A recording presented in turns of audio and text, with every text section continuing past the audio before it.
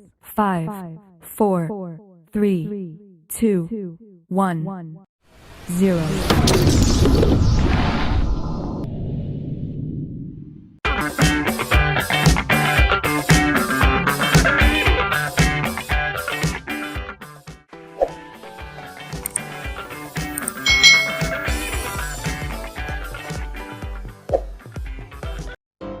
Hai hai hai.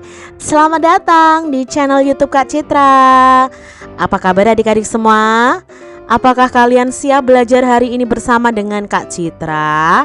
Nah, hari ini kita akan belajar di tema 5, pengalamanku, subtema 1, pengalaman di rumah, pembelajaran yang ke-6.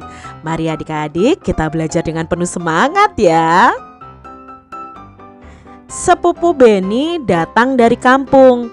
Benny senang dikunjungi saudaranya. Benny dan sepupunya saling berkunjung. Benny selalu menjaga kerukunan antar keluarga.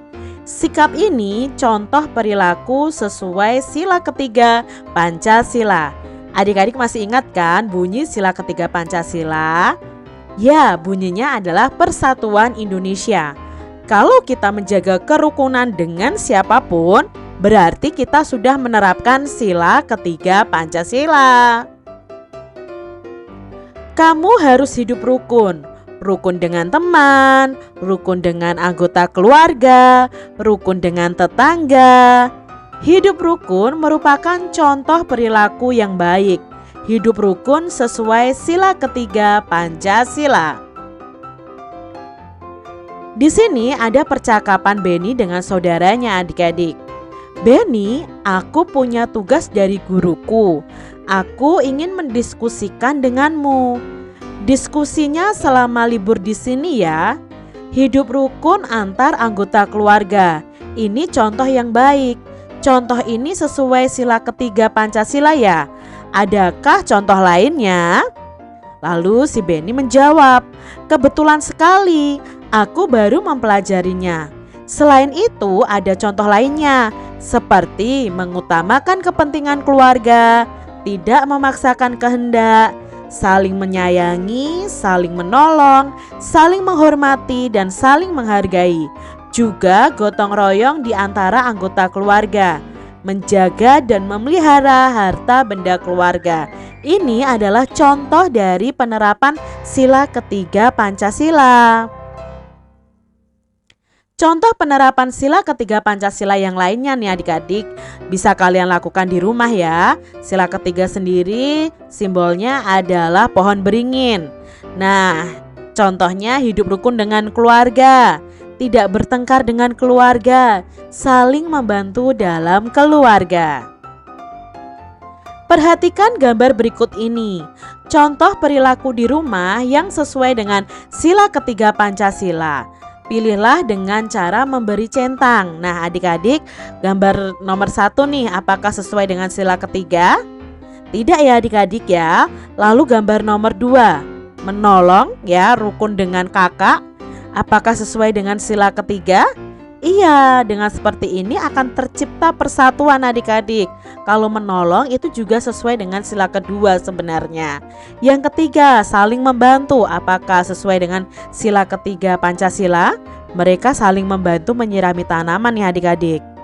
Ya, ini sesuai dengan sila ketiga Pancasila. Yang keempat, makan bersama keluarga. Ini mewujudkan atau menunjukkan persatuan juga, maka ini sesuai dengan sila ketiga Pancasila. Yang kelima, belajar bersama. Apakah sesuai dengan sila ketiga Pancasila? Iya adik-adik. Yang keenam, mendapatkan hadiah, lalu mengucapkan terima kasih. Di situ ya, ada persatuan karena saling menyayangi. Nah, ini juga sesuai dengan sila ketiga Pancasila. Benny sudah menerapkan sila ketiga Pancasila. Contohnya, Benny rukun dengan kakaknya. Benny bersyukur mempunyai kakak yang baik. Kakaknya ini sayang dan suka menolong. Aku sering bermain bersama kakak. Kakak juga sering menolongku. Ketika aku membutuhkan bantuan, kakak memperhatikan kebutuhanku. Aku bersama kakakku sangat rukun. Aku dan kakakku saling menyayangi, kata Benny nih adik-adik. Apakah kalian punya kakak atau adik? Kalau punya, apakah kalian rukun dengan kakak atau adik kalian? Atau kalian malah suka bertengkar? Kalau suka bertengkar adik-adik, itu tidak sesuai dengan sila ketiga Pancasila ya. Tiba-tiba Benny membuka jendela. Ternyata hari ini turun hujan. Benny menunggu hujan reda. Kemudian Benny nyanyi lagu tik tik tik bunyi hujan. Adik-adik bisa ya lagu ini. Lagu ini tuh ciptaan dari Ibu Sud. Lagunya seperti ini ya, kita nyanyikan bersama. Tik tik tik bunyi hujan di atas genting. Airnya turun tidak terkira. Cobalah tengok dahan dan ranting, pohon dan kebun basah semua. Itu tadi lagu tik tik tik bunyi hujan. Sepupu Benny membaca puisi tentang hujan. Adik-adik pasti ingat ya, untuk membaca puisi diperlukan artikulasi atau lafal, lalu diperlukan juga intonasi dan diperlukan ekspresi. Nah, intonasi itu tinggi rendahnya nada waktu membaca puisi, ekspresi itu raut wajah kita. Yuk kita baca puisi hujan ini. Nah, ini puisinya adik-adik. Yuk kita baca ya, kalian dengarkan puisi ini. Hujan. Hujan, hujan di mana-mana. Di jalan, di halaman semua basah. Hujan, hujan tak henti-henti. Hujan, hujan lebat sekali. Hujan, hujan bukan kepalang. Di sana dan di sini air tergenang. Hujan, hujan belum berhenti. Hujan, hujan sepanjang hari. Itu tadi puisi tentang hujan ya adik-adik. Nah, di puisi hujan ini ada kata-kata yang akan kita cari tahu artinya adik-adik. Contohnya di sini ada kata basah. Apa sih arti dari kata basah? Nah, ini ada gambarnya. Menurut adik-adik apa sih arti kata basah? Nah, arti dari kata basah itu adalah mengandung air ya. Kalau basah itu berarti mengandung air. Lalu tadi dalam puisi ada kata deras. Deras itu apa ya? Coba adik-adik amati gambar ini. Menurut adik-adik itu deras itu apa ya? Nah, deras itu artinya ya deras dan banyak adik-adik. Jadi di sini hujannya sangat deras, berarti cukup kencang dan banyak airnya adik-adik. Lalu berikutnya ada kata berhenti. Stop kalau bahasa Inggrisnya ya. Berhenti itu artinya adalah tidak bergerak. Itu berhenti. Lalu ada kata kepalang. Nah, kepalang ini artinya adalah tanggung atau tidak cukup kurang. Berikutnya ada kata tergenang. Wah, tergenang. Rumah itu tergenang banjir misalnya. Nah, ini contoh gambarnya adik-adik. Apa ya tergenang? Tergenang itu artinya terhenti mengalir. Jadi airnya terhenti mengalir. Got itu tergenang. Oh, gotnya itu terhenti mengalir. Seperti itu adik-adik.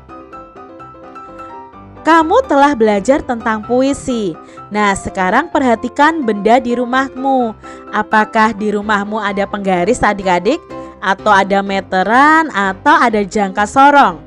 Coba kalian ukur benda-benda yang ada di rumahmu menggunakan penggaris atau meteran atau jangka sorong. Perlu kalian ingat bahwa penggaris dan jangka sorong itu paling maksimal hanya 30 cm.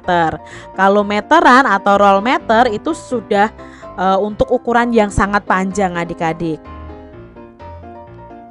Di sini ada percakapan Benny dan saudaranya adik-adik.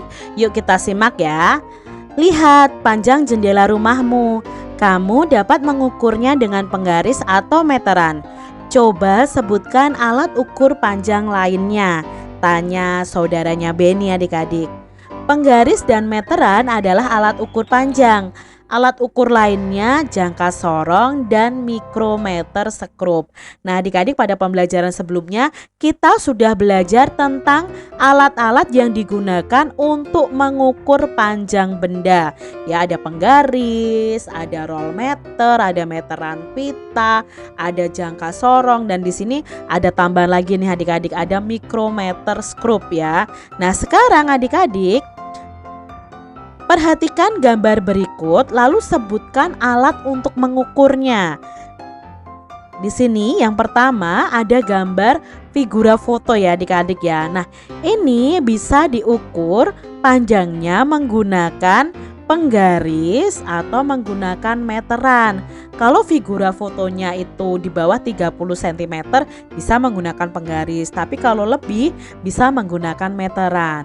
Lalu berikutnya yang kedua, di sini ada kipas angin dan ada pintu. Nah, untuk mengukur panjang atau tinggi dari dua benda ini harus menggunakan roll meter atau meteran adik-adik. Kalau menggunakan penggaris harus berulang-ulang dan itu agak susah ya adik-adik ya. Jadi gunakan alat ukur yang tepat. Lalu ada gambar di sini ya. Ada ini stand kipas angin. Nah, stand kipas angin ini juga bisa diukur dengan roll meter atau meteran jika kita mengukur tingginya. Tetapi kalau kita mengukur lingkarannya ini adik-adik ya, panjang lingkarannya ini, diameternya ini sebenarnya bisa menggunakan jangka sorong asal tidak lebih dari 30 cm. Yang keempat ada gambar sapu. Nah, untuk mengukur panjang sapu kita menggunakan roll meter atau meteran. Gambar yang terakhir ya, ada pintu. Otomatis kalau pintu ya kita tahu kita menggunakan roll meter atau meteran. Untuk gambar yang keenam ada figura foto dan ada jendela. Nah, untuk mengukurnya kita juga bisa menggunakan roll meter atau meteran. Jadi kalian perlu tahu nih alat ukur yang digunakan untuk mengukur panjang benda. Oh ternyata ya adik-adik ya, masih ada lagi nomor 7 dan 8. Ini sudah muncul ya di sini, ada kotak kardus ya, itu bisa diukur dengan penggaris, dan ada juga pagar, itu bisa diukur panjangnya dengan menggunakan roll meter atau meteran. Demikian tadi adik-adik pembahasan kita di tema 5, subtema 1 pembelajaran yang ke-6. Semoga video pembelajaran ini bermanfaat untuk adik-adik semuanya. Dan sampai jumpa lagi di video pembelajaran Kak Citra selanjutnya. Tuhan memberkati. Jangan lupa tekan tombol subscribe, lalu tekan loncengnya, tekan juga tombol like, lalu share ke media sosial kalian. Jangan lupa untuk ikuti media sosial Kak Citra. Terima kasih.